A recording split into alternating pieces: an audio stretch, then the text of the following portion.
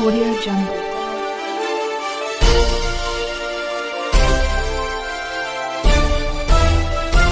Audio Jungle.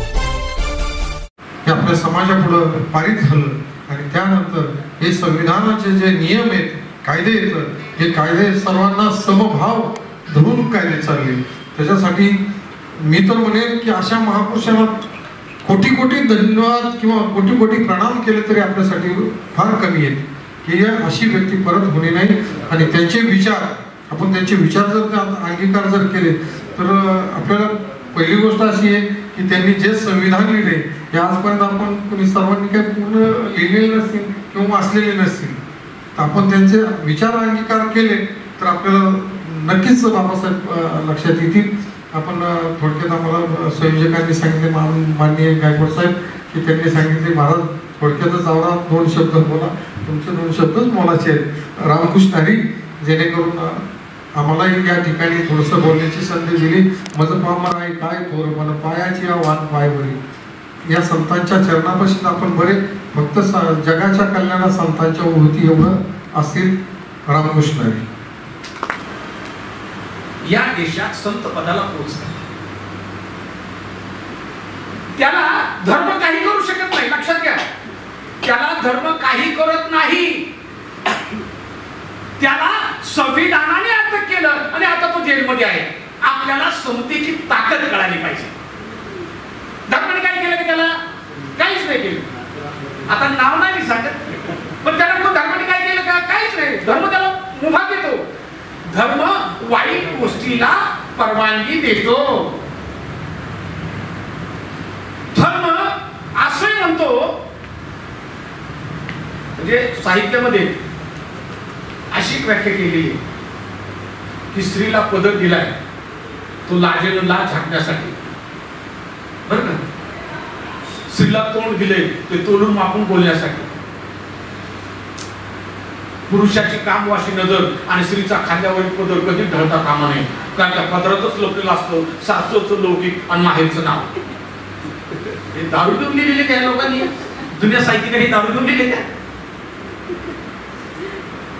म्हणजे आमचा टोनगा नवरा हा 17 ठिकाणी मोकळून आला तरी चालेल, पण बाईकडनं थोडं तरी चुकलं म्हणजे समजा ती आता बाजारात गेली, जाता जाता नवऱ्याला म्हणते आपण आज करू संध्याकाळी कांदे नाही, कांदे घेऊन जाऊ. म्हणून नवरा गाडीजवळ उभा राहतो आणि ती कांदे घेते.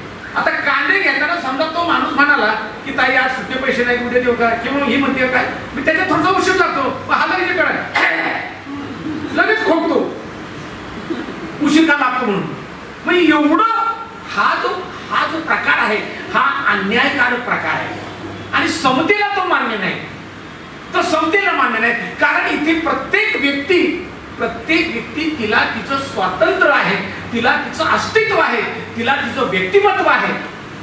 पण इथल्या धर्माने धर्माच्या नावाखाली इथल्या धर्माने हे ठरवून ठेवले की बाई ही नवऱ्यापेक्षा किमान 5 ते 7 वर्षांनी छोटी पाहिजे. याच्या पाठीमागे सुद्धा पुरुष वर्चस्व बरं. म्हणजे हा टोनगा तरुणपणात त्यांनी माझ्या मारलीच पाहिजे. त्याच्यात जेव्हा तो म्हातारा होईल ती जरा जास्त दिवस तिथे ना, वयाने कमी येते, म्हणजे मरेपर्यंत याची सेवा तिने करायची. याच्या तोंडात पाणी शेवटी तिने ओतायचं आणि शेवटी ती विधवा म्हणून मरून जायची. याच्या पाठीमागे सुद्धा धर्म आहे. हा धर्म आहे. आम्हाला धर्माला कुठे टाळावं लागेल, कुठे टाळावं लागेल. आज तुम्हाला माहिती आहे आपल्या पुण्याची अवस्था बघा, कोल्हापूरची अवस्था बघा. दर 1000 मुलांच्या पाठीमागे 833 ते 800 पर्यंत मुली आहेत. बाकीच्या खंडोबांचं काय करायचं आता? पोरीने मिळतच नाही. पण धर्माने पोरींना काय केलं? धर्माने पोरींना संपवलं, गर्भातच मारून टाकलं. हा हे धर्म आहे बरं. कारण काढतो पाहिजे कशासाठी? शेवटी ओतायला तोंडात. शेवटी पोरग काय पाहिजे? पाणी पाजा. मेल्यानंतर पाणी पित नाही याच्याशी आपण कधी विचारच नाही केला. मेल्यानंतर पोरग कधी पाणी पाजत नाही याच्याबद्दल आपण विचार केलाच नाही. का केला नाही? धर्म आहे. बघा परत धर्म आहे. धर्म तुम्हाला चिकित्सा करण्याची पंथ आहे, मानव पंथ आहे, वेगवेगळा वारकरी पंथ आहे, तुमचे अनेक पंथ आहेत. आणि म्हणून वेगवेगळ्या पंथांच्या संदर्भातली मांडणी, तत्वज्ञानात्मक मांडणी अनेकांनी केलेली आहे. स्वामी विवेकानंदांनी हिंदू धर्मातल्या ब्राह्मणवादावर जेवढी मोठी टीका केली आहे, ती कोणतीही टीका, इतकी जहरी टीका, इतकी वस्तुनिष्ठ टीका मी कुठेच ऐकलेली वाचलेली नाही. म्हणून विवेकानंद हिंदू धर्माचे असून सुद्धा हिंदू धर्माच्या सूत्र ज्याच्या ब्राह्मणाच्या हातात आहे, त्या ब्राह्मणवादाला अत्यंत टोकाच्या अशा प्रकारचा विरोध त्यांनी केलेला आहे.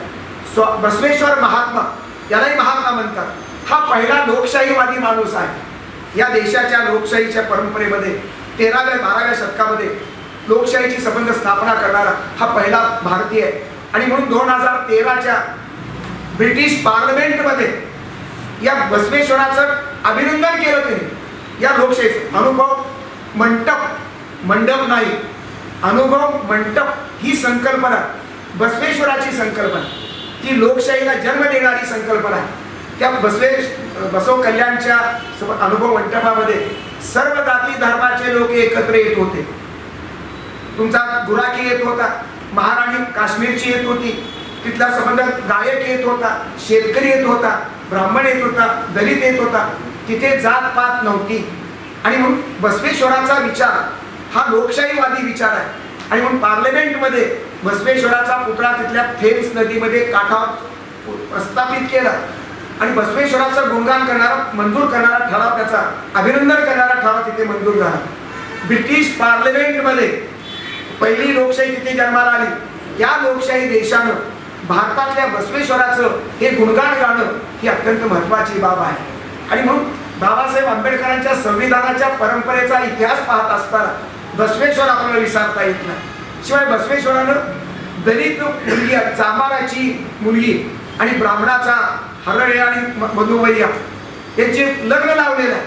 तुमच्या या चॅनलच्या आमच्या अनिताताई कुठे आहेत, त्या सुद्धा लिंगायत असल्याचं मला कळलं.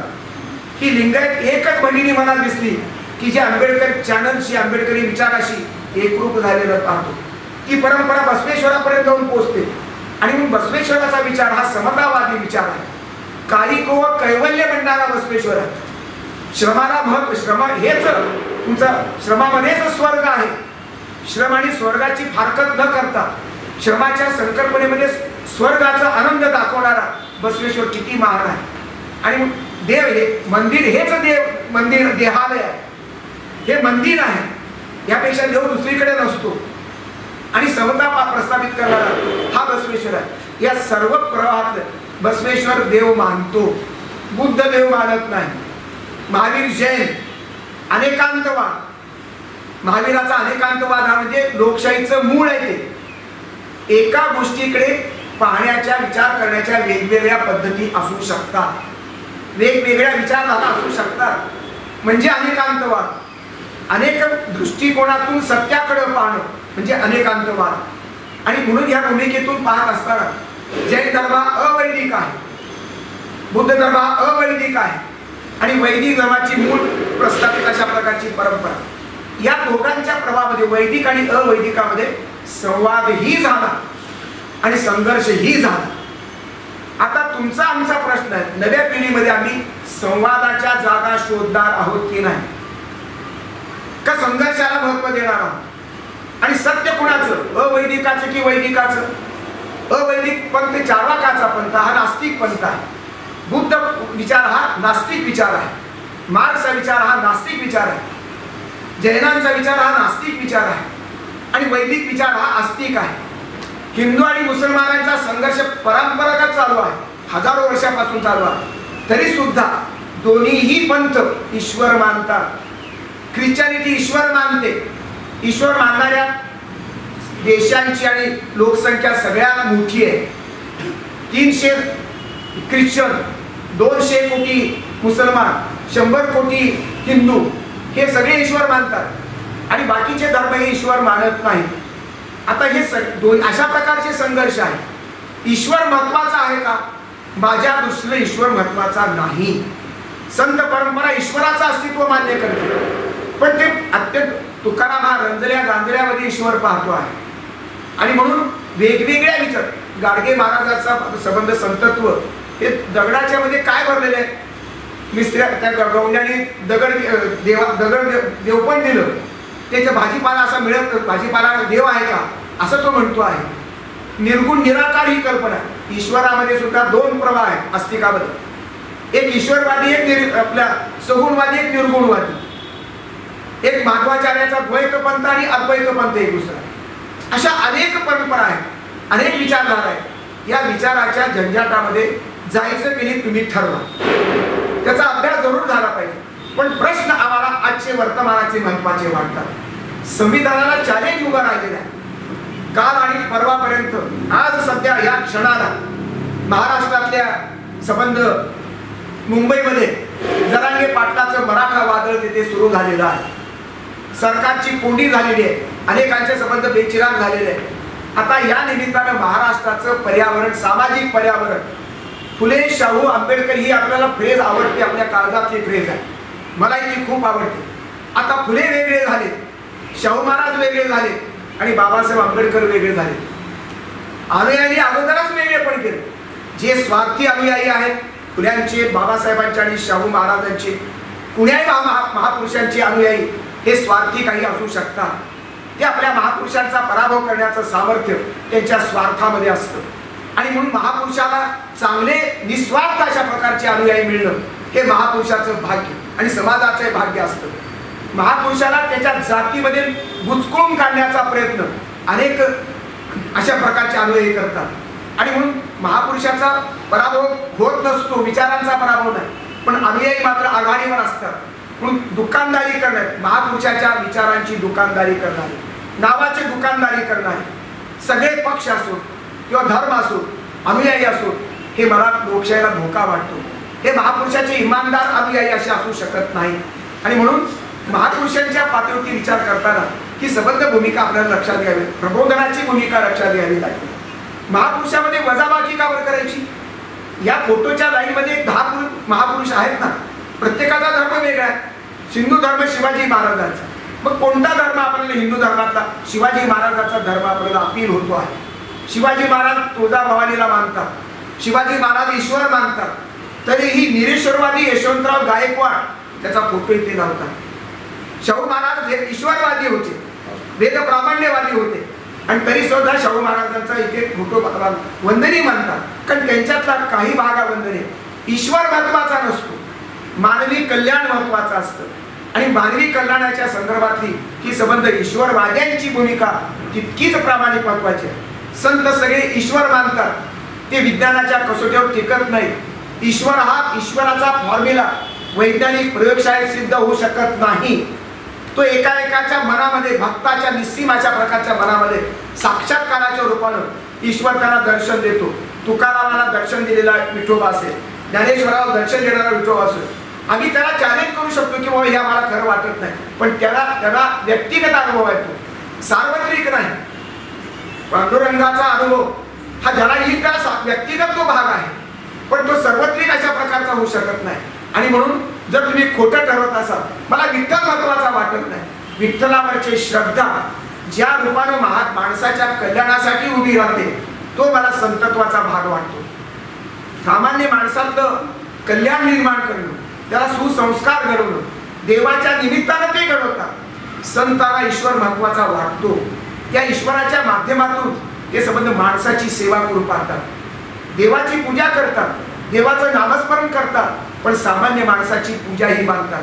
ख्रिश्चन धर्मातली मदर तेरेसा, ख्रिश्चन येशू ख्रिस्ताच्या प्रेरणेत उभी राहते, पण तिच्या संबंध जीवनामध्ये येशू ख्रिस्ताच्या प्रेरणेत उकिरडावर टाकलेले तुमचे आमचे आईबाप, तुमच्या आमच्या हिंदू धर्मातले, मुसलमान धर्मातले जे पेशंट आहेत, त्या पेशंटला ती घरी घेऊन जाते, आपल्या आश्रमात घेऊन जाऊन ती त्यांचा संबंध सांभाळ करते, औषध पाणी करते, मलमपट्टी करते.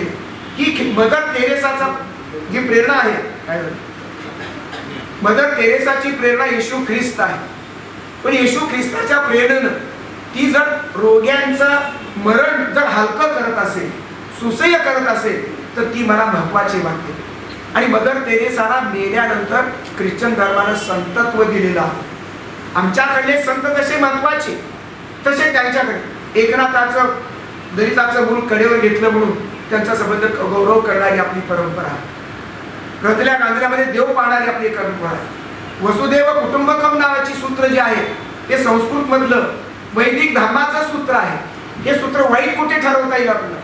कुठे ठरवता येईल? आपल्याला ठरवता येणार नाही. कारण सर्व माणसं एक तर बघा, बहुजनाची ही संकल्पना जी आहे ती फार महत्वाची आहे. मुठभर अभिजन बहुजनांचं शोषण करतात, त्यांना संबंध बाहेर ठेवतात. 2000 वर्षापासून BCच्या बाहेर राहणारे संबंध वेगवेगळ्या कनिष्ठ जातीतली माणसं हे वर्णव्यवस्थेचं सगळं भूत डोक्यावर बसून ब्राह्मणी परंपरेनं, ब्राह्मणशाहीनं हे पाप केलेलं, सांस्कृतिक पाप केलं, सामाजिक पाप केलं, आर्थिक पाप केलं आणि विशिष्ट अशा माणसांचा गट देशी बाहेर ढकलला. त्यांना राहायला भाग पडलं, ऊन पावसामध्ये ठेवलं, 12 महिने भाकरी नाकारली, माणूस पण नाकारलं, त्यांचा संबंध ज्ञान नाकारलं, वेशीची दारं बंद केली आणि वेशीच्या दारात यायचं असेल तर गळ्यामध्ये मडकं बांधलं आणि खराटी बांधली कमरेला. इतकं वाईट लाजीरवाणं जीवन ज्या हिंदू धर्मातल्या वर्णव्यवस्थेनं हे ब्राह्मणशाहीनं जे लादलं, ती ब्राह्मणशाही कधीही समर्थने होऊ शकत नाही.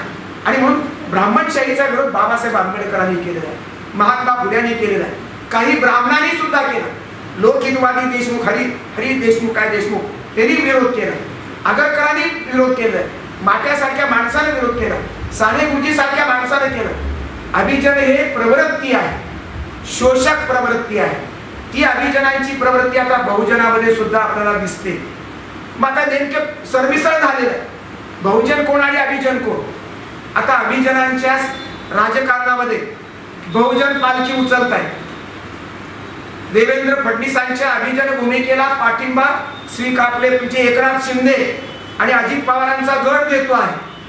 बहुजन आणि अभिजन एकत्र आले सत्तेमध्ये आणि बाकीचे बसले तसेच. आता याच्यातला अभिजन कोणता आणि बहुजन कोणता?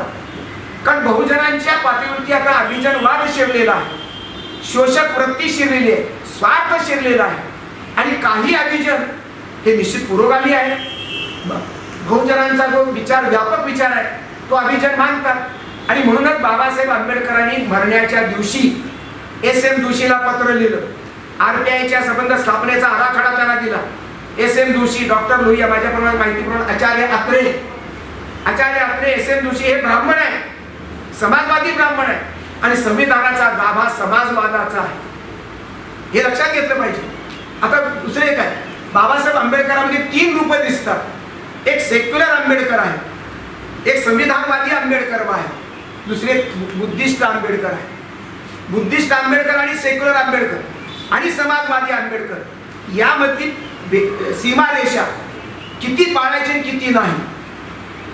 आणि म्हणून सगळा भारत बौद्धमय करीन अशा प्रकारची घोषणा करत असताना बुद्धिवादी भारत, मी बुद्धिस्ट नाही पण बुद्ध धर्माची तत्व मला आवडतात, मला आचरणामध्ये सुद्धा महत्वाची वाटतात. व्यभिचार न करणं, चोरी न करणं किंवा दारू न पिणं ही बुद्ध धर्माची वैशिष्ट्ये आहेत.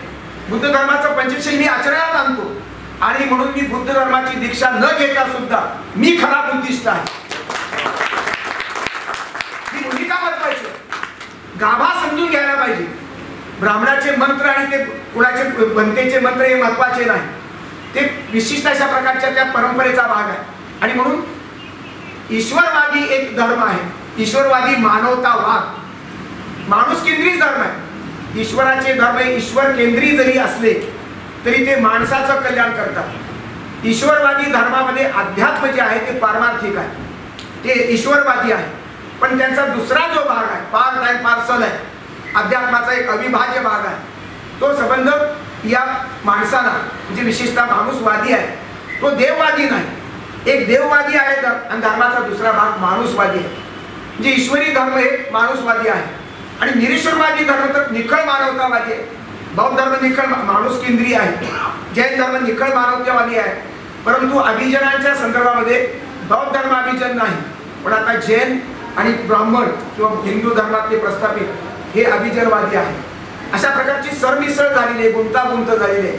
आणि म्हणून या पातळीवरती विचार करताना ईश्वरवादी मानवतावाद आणि निरीश्वरवादी मानवतावाद हे 2 मानवतावाद मला महत्वाचे वाटतात.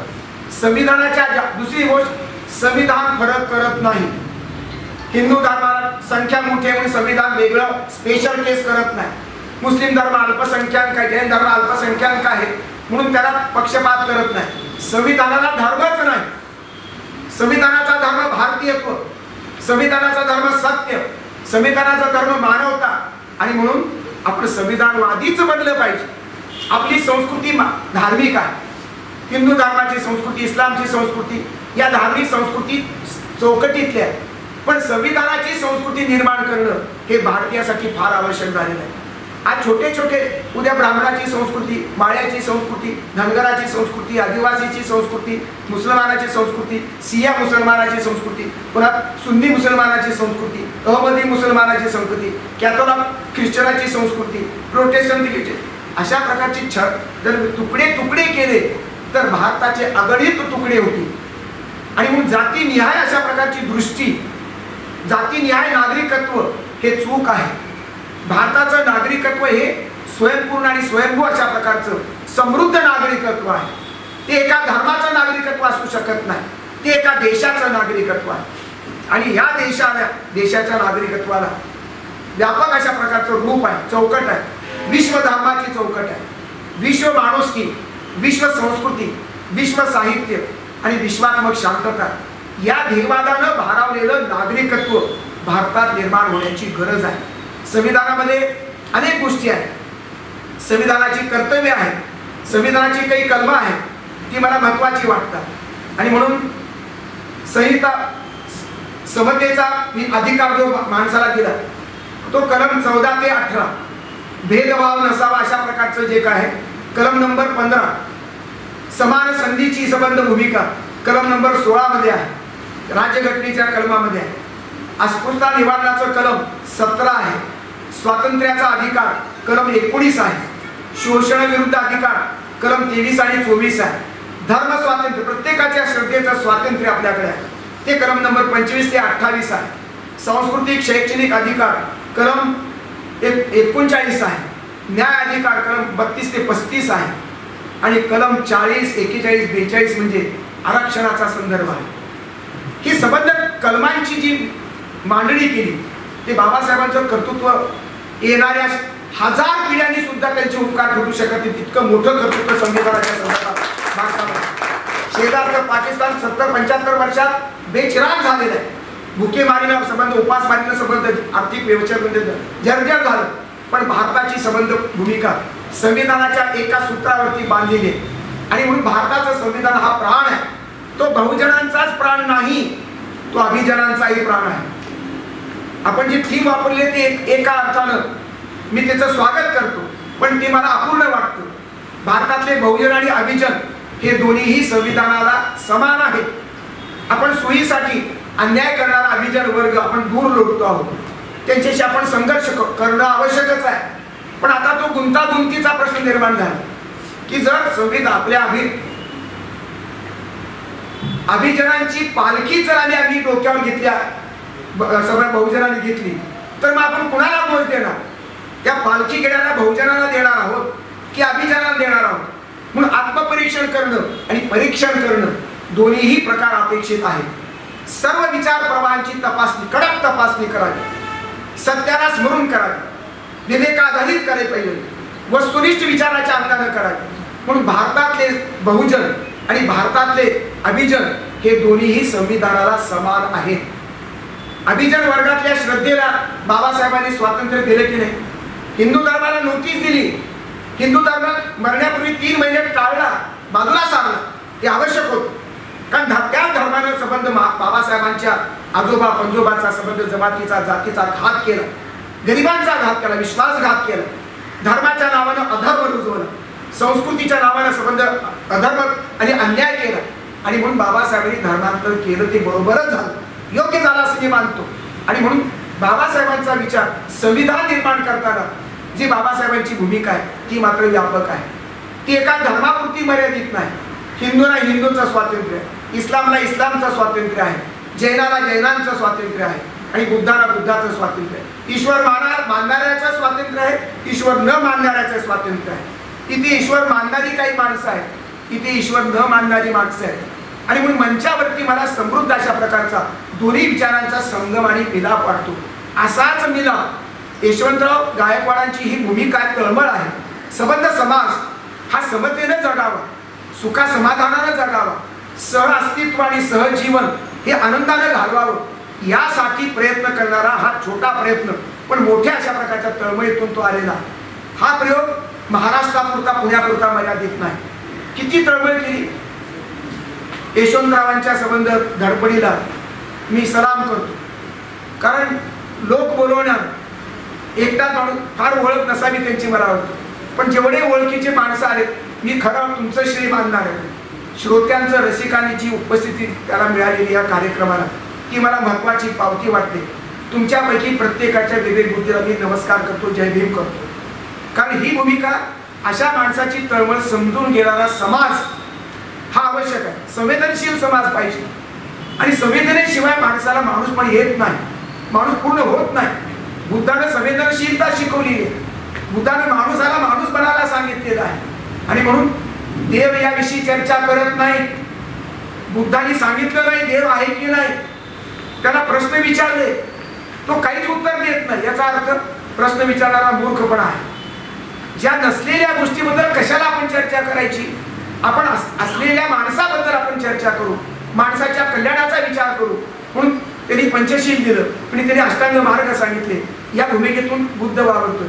बुद्ध अवैदिक, जैन अवैदिक, दोन्ही धर्माचं संवाद नाहीये. चार्वाक सुद्धा भौतिकवादी आहे, बुद्ध भौतिकवादी आहे, पण चार्वाकाचा अतिरिक्त भौतिकवाद, भोगवाद हा बुद्धाला मान्य नाही.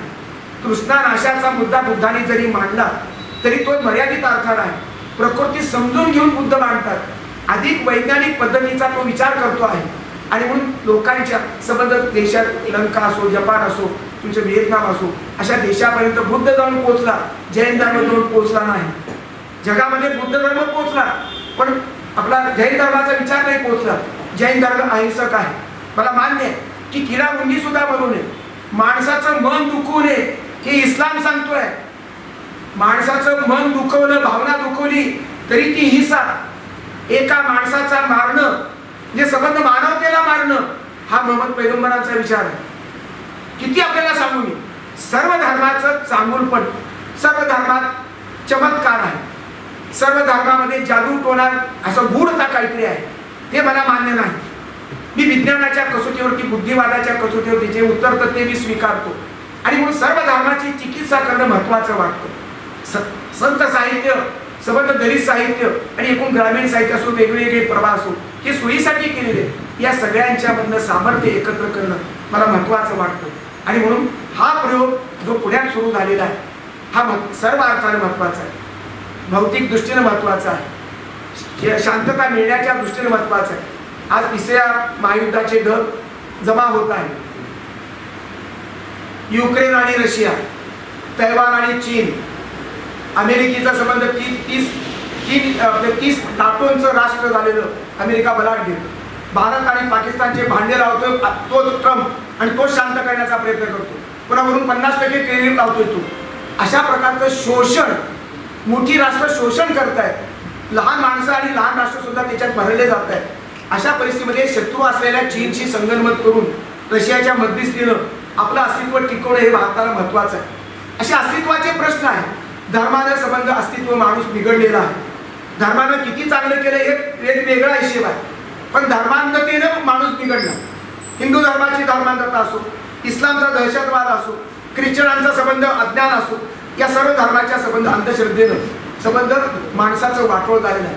अशा परिस्थितीमध्ये संतांची बेरीज, विवेकाची बेरीज, चांगुलपणाची बेरीज, महापुरुषाच्या सामर्थ्याची बेरीज हीच आपल्याला वाचवू शकते आणि ही संबंध बेरीज संविधानामध्ये आहे.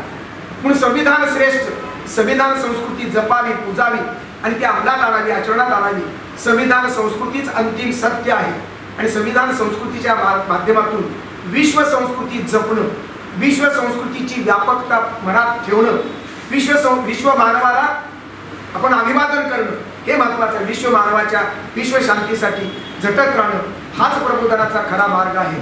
आणि म्हणून या चॅनलला, बहुजन सैनिकांच्या चॅनलला मी शुभेच्छा देतो आणि या चॅनलचं उद्घाटन झालं असं मी जाहीर करतो. बहुजन सैनिक महाराष्ट्र लाईव्हला लाईक करा, शेअर करा, सबस्क्राईब करा आणि बेल आयकॉनवर क्लिक करा.